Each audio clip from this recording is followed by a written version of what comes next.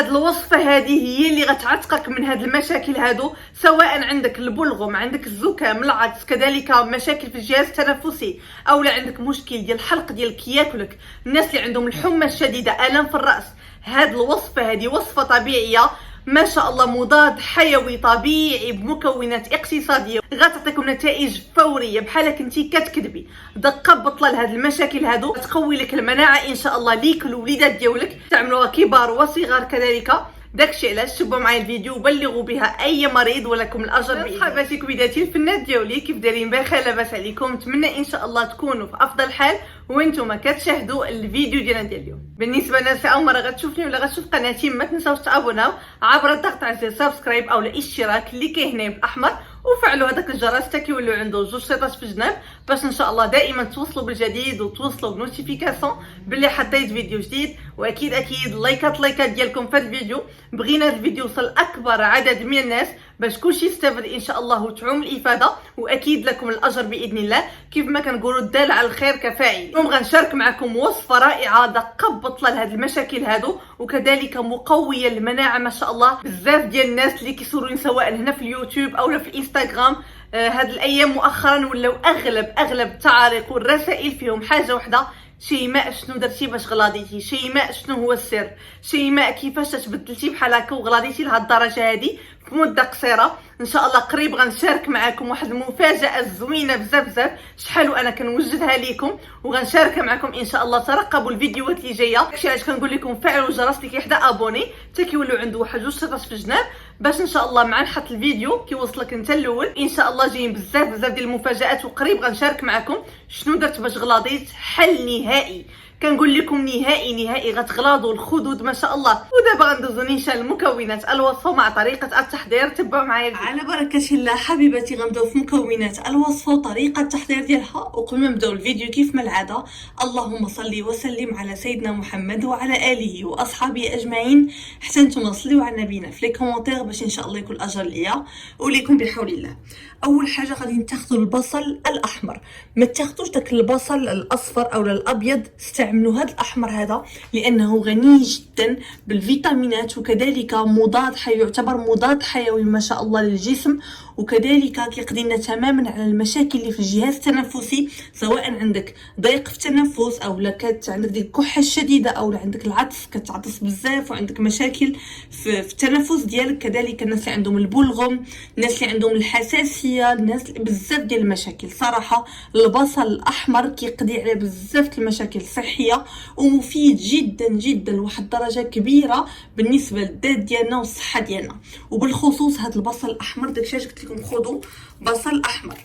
غادي نستعملوا واحد البصله حمراء متوسطه الحجم، وتحاولوا انكم تحيدوا ليها القشور ديالها جيدا بحال هكا. فوالا.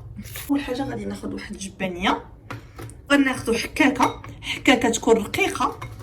فاش غادي نحك هاد البصله ديالي في حكاكه رقيقه، ضروري من الحكاكه رقيقه لاننا حنا غنستخرجوا الماء ديال البصل، دونك هكا باش تسهل علينا العمليه غنحكوها في حكاكه رقيقه مزيان بحال هكا. وبالنسبه لواحد القضيه غتسولوني عليها بالنسبه لهاد الوصفه هذه، ممكن يستعملوها نساء ورجال واطفال كذلك، يعني ابتداء تقريبا من 10 سنوات فما فوق ممكن تستعملوا لهم هاد الوصفه هذه. مقويه رائعه جدا للمناعه.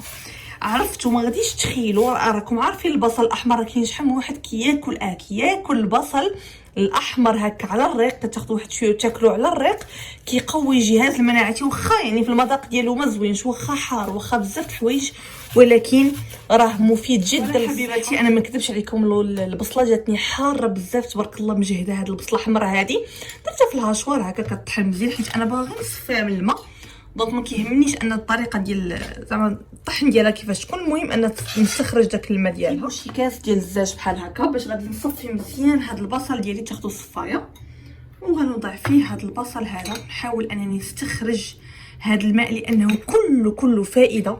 هذا الماء هذا هو اللي فيه الفائده الاكبر بالنسبه لهذه الوصفه هذه.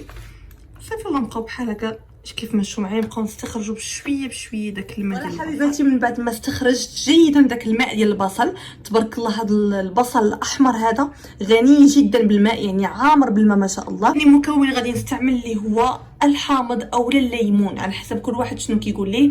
الحامض راكم عارفين وغني عن التعريف ما شاء الله بالنسبه للفيتامين سي، هذا مصدر للفيتامين سي سبحان الله، واحد المكون رباني وغني جدا بهذا الفيتامين. هذه ناخذ تقريبا واحد نصف ليمونه ونقطعها هكا فوالا، داك عصير الليمون او ماء الليمون غير بيديكم بحال هكا.